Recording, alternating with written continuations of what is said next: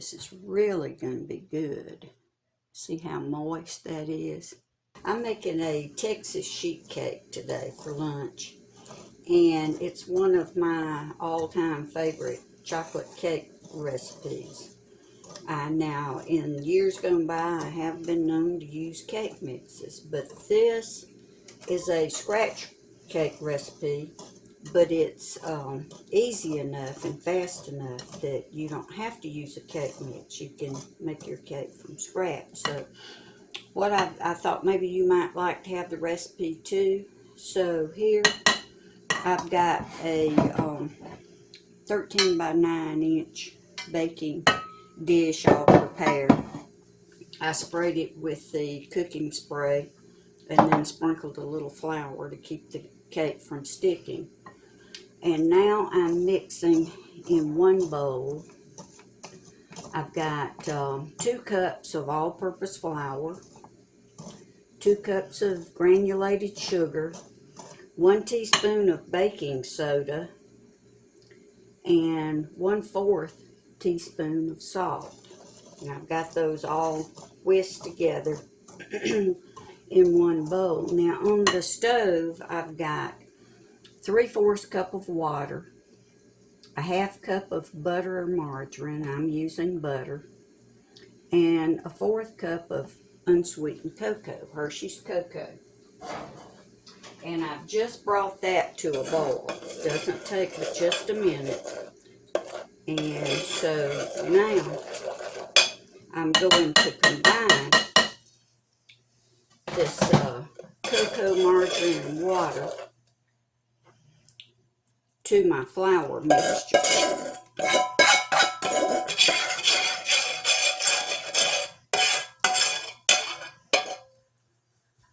Okay, so I'm going to stir that together.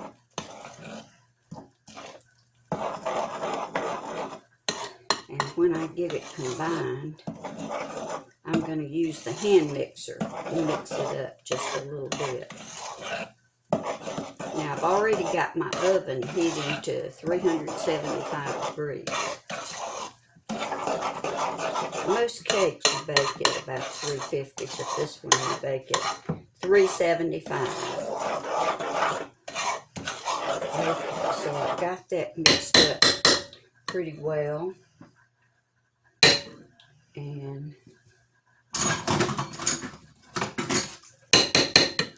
I'm going to use my hand mixer just for a second.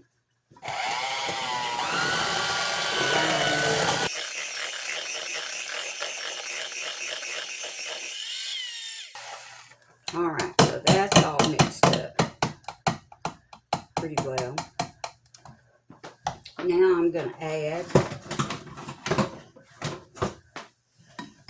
this mixture that I've got in this bowl, which is a 1/2 cup of buttermilk.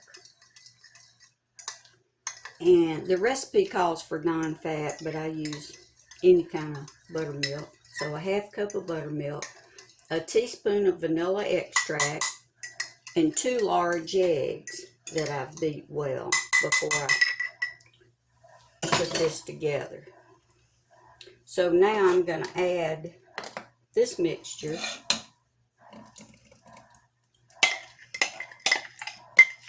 to my batter.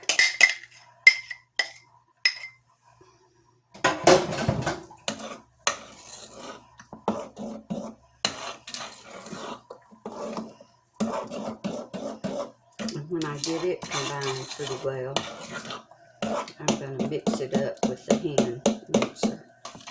Now this recipe, this Texas sheet cake, was meant to be baked in a jelly roll pan, so it would make a large flat cake. But I prefer to put it in a 9 by 13 baking dish so that the cake is a little bit thicker. Okay, I'm going to use my hand mixer again.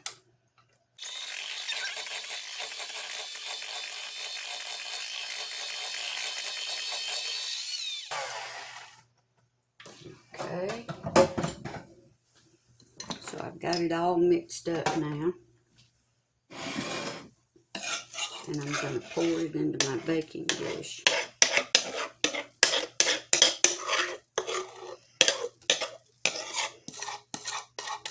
Now, if I were going to use the jelly roll pan, it would only take, I think, about 22 minutes to bake this. But because I'm using a 13 by 9 inch pan, it's going to take it about 30 minutes to cook.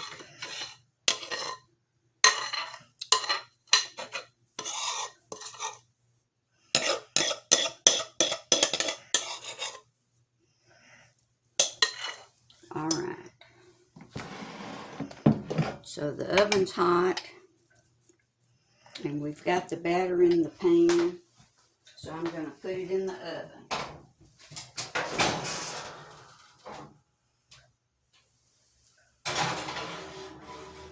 So I'm going to set my timer for about 25 minutes to start checking it, to make sure that I catch it when it's just perfect.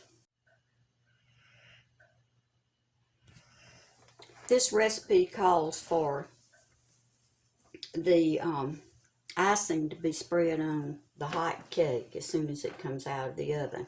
So as soon as I get my bowls cleaned up from making the cake, then I'll start the icing. And the recipe for the icing, the ingredients list is 6 tablespoons of butter or margarine, and again, I'm using butter for mine because I prefer using butter. A half cup of milk, a 1/4 cup of unsweetened cocoa, and you bring that to a boil in a saucepan, and then add 3 cups of powdered sugar. Mix that up well, add 2 teaspoons of vanilla extract, and then a 1/4 cup of chopped nuts. I'm using walnuts this time because that's what I have. So I'm going to clean up the kitchen right now and then get started on my frosting. And I forgot to tell you that the nuts that you put in the frosting should be toasted. So while your cake is cooking, go ahead and chop your nuts. Now the recipe calls for just 1/3 of a cup of chopped pecans, but I put at least a 1/2 cup. And I don't like mine chopped really fine. I like to keep them in chunks. If you can see what I've done here, just kind of chop them up roughly so that you have larger pieces. And I'm going to put these in a little pie plate and put them in the oven. It won't take more than 5 or 10 minutes to toast these nuts. Okay, so I had put the chopped walnuts in a pie plate and stuck them in the oven with the cake while it was cooking to toast them, and it actually took about 6 minutes. Every minute or so, open up the oven and shake the nuts just a little bit. And when you can detect a little hint of a toasty flavor, then they're ready. So these only took 6 minutes at 375. Our cake will be done in just a couple of minutes, so I'm going to go ahead and start the frosting.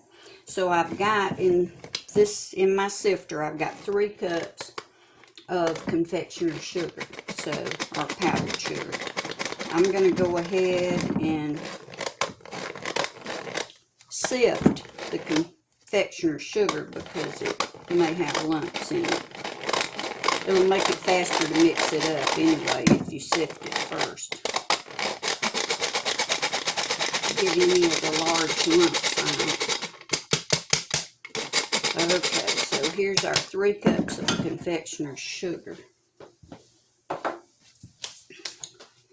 And in a little saucepan, I've got 6 tablespoons of butter.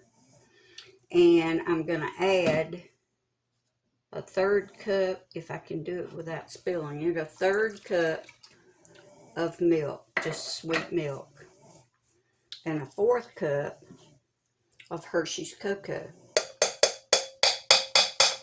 So I'm going to put those on the stove and mix them up well and bring them to a boil. Alright, so the cake is now out of the oven. I've got it sitting here ready for the frosting. And it actually took it, in the 13 by 9 inch pan, it took 35 minutes for it to cook. And I brought the butter, the 1/3, 6 tablespoons of butter, a 1/3 cup of milk, and a 1/4 cup of unsweetened cocoa to a boil. And now I'm going to add it to my bowl of powdered sugar. We want to get every bit out that we can.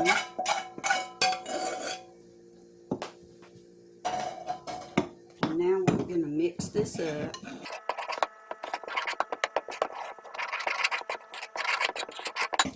Okay, show you what this looks like if I can in the bowl. The frosting is getting smooth, and I'm going to add 2 teaspoons of vanilla extract, and I'm using Watkins because I really like it.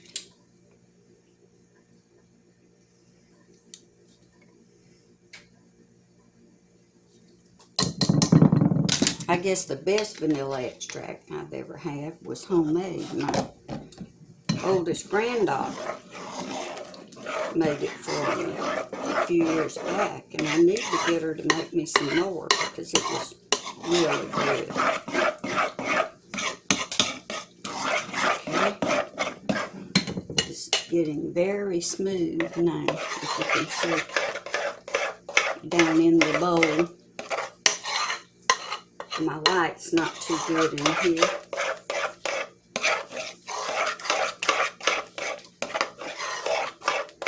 Alright, now I'm going to add my walnuts, which I've toasted in the oven with the cake.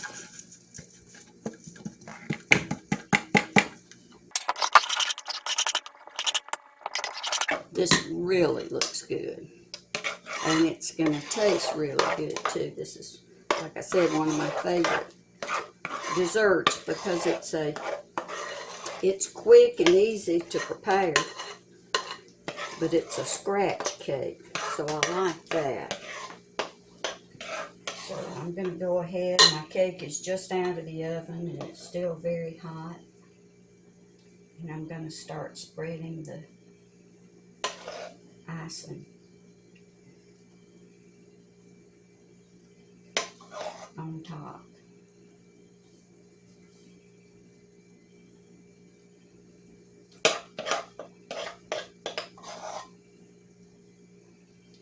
And it'll kind of melt, or some of it anyway, into the cake. And it makes a really moist, delicious cake.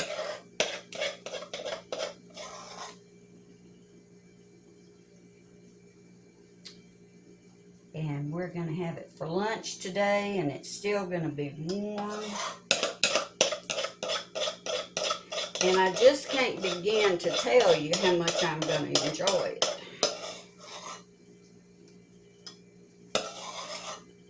So for a really good and fast scratch cake, you might keep this chocolate or Texas sheet cake, it's called by several different names. And there's several different recipes out there, but this one is really good. And I thank you for stopping by today. And if you find this helpful, please like and subscribe. And I'm going to hold it up for you to see in just a minute. Okay. So this is our finished product, and it is really going to be good.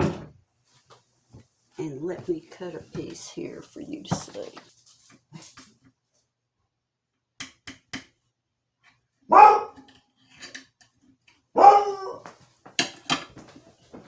And I forgot to get the pie server out.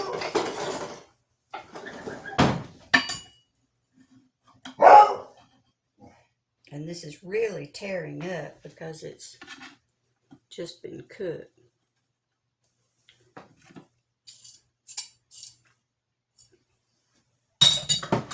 But this is really going to be good. See how moist that is? So thanks again for stopping by.